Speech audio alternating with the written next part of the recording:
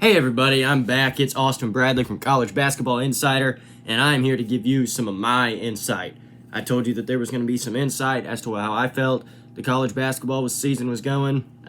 This is an impromptu video, something I come up with last night, so we're going to talk about it, and I'm anxious to see what you guys think. Last night we had a great slate of games. We had some upsets. We had a couple upsets, actually. Georgia taking down Mizzou was probably the biggest of the night. Again, I said that in my post. Man, Mizzou just choked it away. They had it won. They just couldn't salt it away, and it's unfortunate to be the Tigers as they've lost 3 in a row. And quite honestly, without a win, they're probably going to drop out of the top 25, and I'm going to have no choice but to drop them out of my CBI poll without a win. Okay, but the nightcap last night is what I want to talk about: Northwestern versus Illinois. More specifically, I want to talk about Ayo Dosunmu. Oh my goodness, that young man is something else. He has played out of his mind all season. Last night he played kind of slow. He wasn't having his best game ever. And then all of a sudden, with about 3 minutes left, he turned on the Jets and ran Northwestern out of the building in the last couple minutes, having 13 points, 10 of those 13 points coming in the last 3 minutes. And he had a three-point shot, guys. It was 7 foot behind the line. 7 foot. And he shut the water off. That was it. Illinois cruised to the win. Now, why do I bring that up? A lot of you are kind of wondering, maybe get to the point a little bit. I'll tell you why. I think Ayo Dosunmu should be the Big Ten Player of the Year, not the National Player of the Year.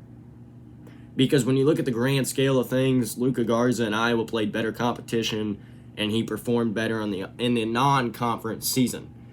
Playing teams like Gonzaga, teams like North Carolina, things like that, as to where Illinois' best opponent was Baylor. Ayo Dosunmu did not perform that well that game, and they got blown out. And that's happened before. 2 players, same conference, one gets National Player of the Year, the other gets Conference Player of the Year. Now, I have to say something. Luka Garza, there's no doubt in my mind, last year was robbed of National Player of the Year. Some will agree with me, some won't. Some think Obi Toppin deserved it. I don't. I think Luka Garza played out of his mind all year. Iowa had some down years. They had some years where they weren't that competitive. They'd win 6, 7, 8 games in the Big Ten, but they were having losing records. Luka Garza come in and was a program-changing player for them whenever they needed somebody, because Jordan Bohannon, who was another program-changing player before he got hurt so bad, was out. So, let me get into why I think it's Ayo Dosunmu over Luka Garza for the Big Ten.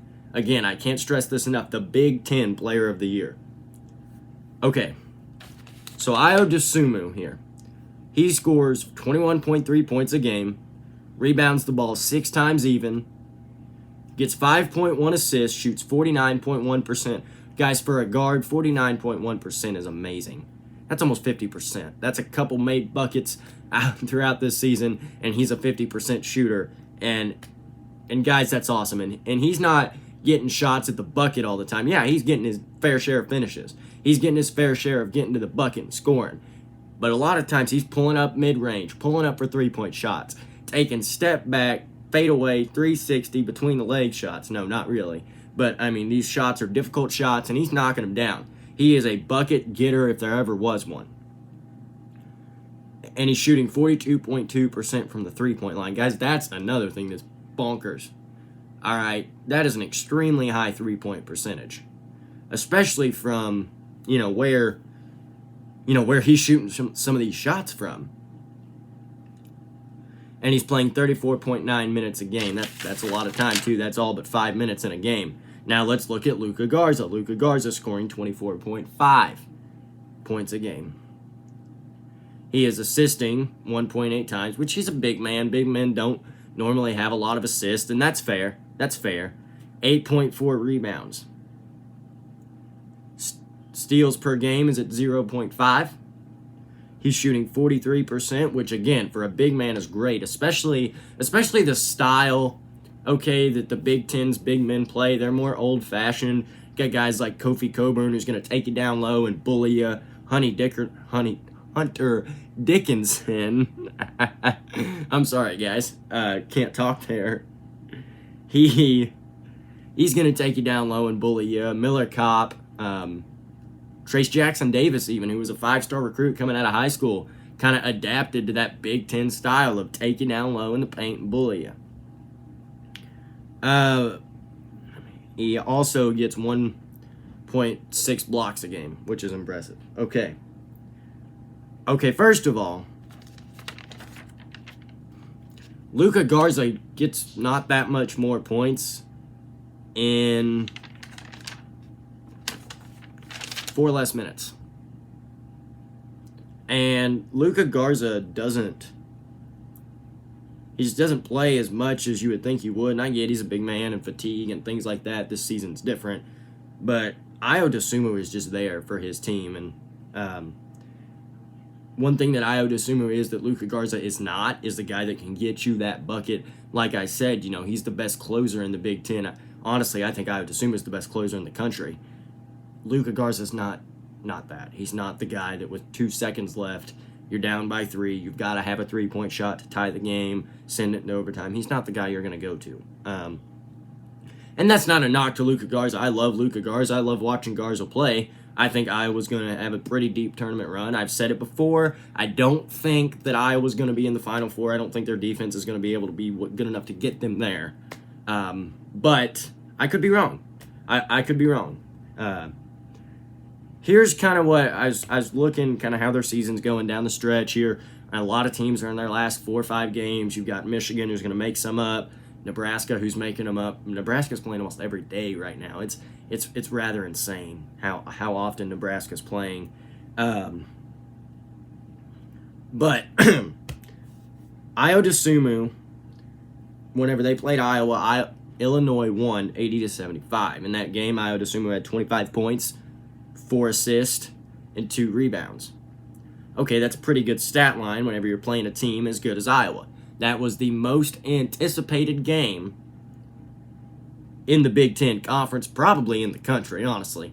There were people that weren't Big Ten fans that were like, man, when Iowa plays Illinois, it's going to be something. And for a while, people thought that could be a number 1 versus number 2 matchup by that time in the season. Of course, Gonzaga's running away with everybody, and Baylor's running away with everybody. And it's not, but, there was reason to speculate because both teams looked very, very good. And Illinois could be even better next year, depending on what these players like Dosunmu and Coburn do, with the coronavirus situation. Okay, back to what I was kind of talking about. All right. Illinois won 80-75. Ayo Dosunmu had 25 points, 4 assists, 2 rebounds. Luka Garza had 19 points. One of his very few games now that he's not scored 20 points. One assist, which is, again, he's a big man. That's understandable. Here's my beef. He had 4 rebounds. He is 7'1". You should never, ever, ever have under 6 rebounds. You've got to be getting in there, and I see Kofi Coburn do it all the time. He seals them off. I mean, there is no way they're getting around him without getting an over-the-back foul or some kind of foul because they're getting in there. And again, this isn't a video to say, I hate Luka Garza. I love Luka Garza. I love Luka Garza a lot. He's a stud, and he is going to carry that team deep. But at this point in the season, down the stretch, Illinois won their last 6 games. Iowa's lost 4 of their last 7. Guys, at this rate, it's Ayo Dosunmu, and the record is showing it. Their head-to-head matchup shows it, in my opinion. I mean, let me know what you think. I'm anxious to hear what you guys think, but if you ask me, it's Ayo Dosunmu. That's all I have today. I feel like I kind of broke it down for you. I feel like I gave you a pretty good explanation as to what my mindset is whenever I'm doing this. So that's about it for me. Here, we'll see you back on Sunday for our bracket again. But yeah, don't be afraid to get involved in the conversation. If you think I'm wrong, tell me you think I'm wrong. If you think I'm right, hey, I agree with you, buddy. And yeah, so we'll see you on Sunday. Everybody have a great day.